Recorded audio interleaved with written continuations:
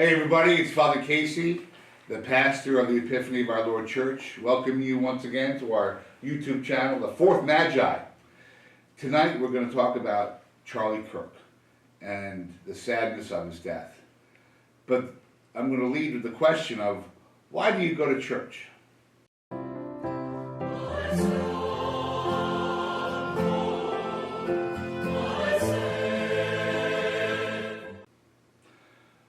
This past weekend, a person was very upset with me simply because I prayed for Charlie Kirk. Now, I didn't give a homily about him. I didn't say anything about his politics, or I didn't say anything about anything other than I remembered him when we offered the Mass and when we prayed the Eucharistic prayer, praying for his soul and because of his death. That was it. But this person made a comment to me which I will not repeat, and I got heated, and I probably won't see this person again in my parish for a while. And am I sad about that? On one level, yes. But on another level, I had to ask myself that question, well, why are you here? I didn't actually say that to this person, but that's what I was left with all week as I pondered this. And I want to be liked. I'm a priest, I'm a person, I'm a human being, I want to be liked.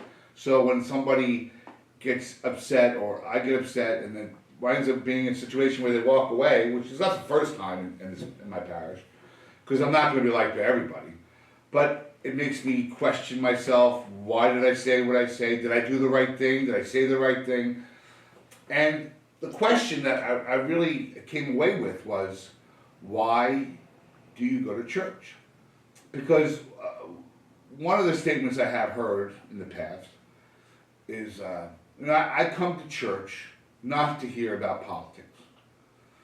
And when I hear that statement, which it was implied in this argument that I had with this person, what's implied is that, politics don't belong in church. And I thought, in our scriptures, it's rife with politics. In our Old Testament, in our New Testament, there's politics all over the place. Everything Jesus has to deal with is because of politics. Jesus is put on trial, tortured, and put to death because of politics. Because, we have to remember, the Pharisees, the Sadducees, and the scribes, they are all part of a group called the Sanhedrin. The Sanhedrin is the political body of the Jewish people. Okay? We have to understand that. Now, we know from Jewish theology, they have lots of laws. Okay? They have laws. That's politics.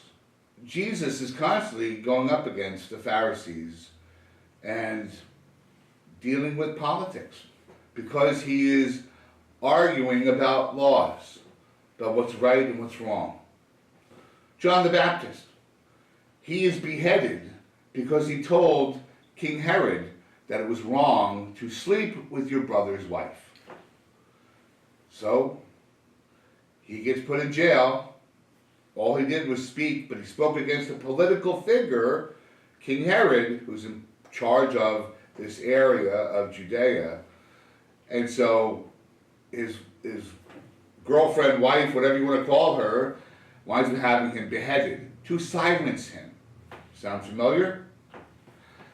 Politics. All over the New Testament. Jesus is put on trial. He's got people lying to him. He's in a court case with the Sanhedrin. They lie about what he says and what he does. And they look for a little thing to get him, and he gets convicted. Kangaroo court, politics, and he winds up having to go. They have to go to the head government, Pontius Pilate, who's the governor, a political position, governor, right? Like Shapiro or Kathy Huckle, whatever her name is in New York, political position, because he's the only one who can put anyone to death. So this politician has to make a political decision about this person that's been brought to him for violating their laws. More politics. And what happens to Jesus, we all know. He gets crucified and dies. And we know know the story. But the letters of St. Paul, rife with politics. So my point is, I'm beating a dead horse here, that if you come to church, you are not going to escape politics. Now, the priest may not want to talk about politics. He may not couch it, his homily, in political terms, because not every Sunday do you have political readings or readings that deal with political issues like life, the Annunciation, right? John being conceived in the womb, Jesus being conceived in the womb, the death penalty, and there's all sorts of issues that crop up in the readings.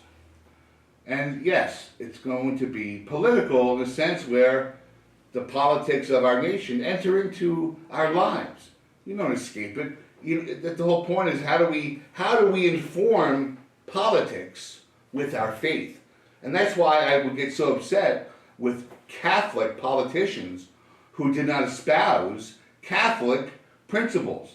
Because that would say to me, okay, if you're a Catholic, but you don't believe in anything the Catholic Church teaches because you espouse policies and laws that are against what the Catholic Church teaches, then what kind of a Catholic are you? It's not like a box. It's not like, I take off my Catholic jacket and go into the Senate or go to Congress.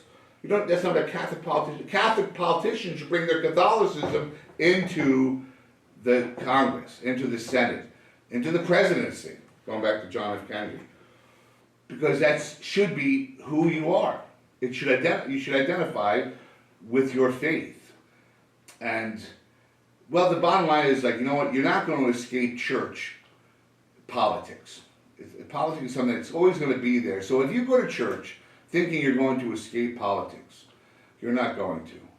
So the tragic death of Charlie Kirk, who all he ever did was talk peacefully, right? Maybe things got a little heated, but he didn't carry weapons into a situation to debate a college student or a professor, and threaten them. No, he simply debated the issues of abortion or gay marriage or other hot topic issues. Yes, these are issues that are close to our hearts, our homes, and so we get emotional about them, but he never promoted violence, and he never promoted a movement to foment violence.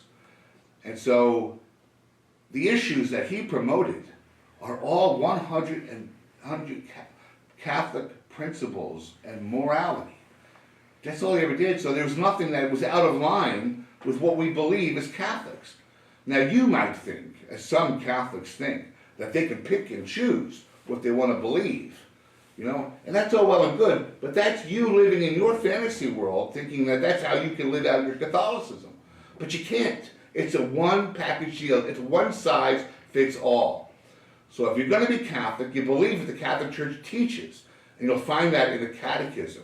You just can't rip out pages and say, oh, this is my Catholic Church. No.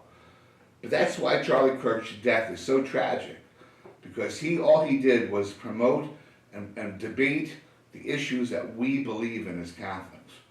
Not all the issues, but there wasn't anything he promoted that wasn't a Catholic issue that we didn't agree with. And so to have that voice on a college campus was powerful and meant a lot to me, because I didn't have the courage to do it, but he did. And someone who didn't like his politics silenced him. And you want to know what, ladies and gentlemen? I'm going to pray for that man. I'm going to pray for his wife Erica and his young boy and his young girl, because it's sad and it's tragic. And you know what? My Lord was silenced because of what he debated, what he preached, what he promoted. They silenced him, but only for 3 days. And they were trying to silence Charlie Kirk, but they won't silence him, because his voice will echo amongst the thousands of people that will pick up his torch and carry it into the night. May Charlie Kirk rest in peace. And may you, if you're struggling, be able to reconcile the fact, the truth, that politics and the church intersect over and over again. And you're going to have to make peace with that or not.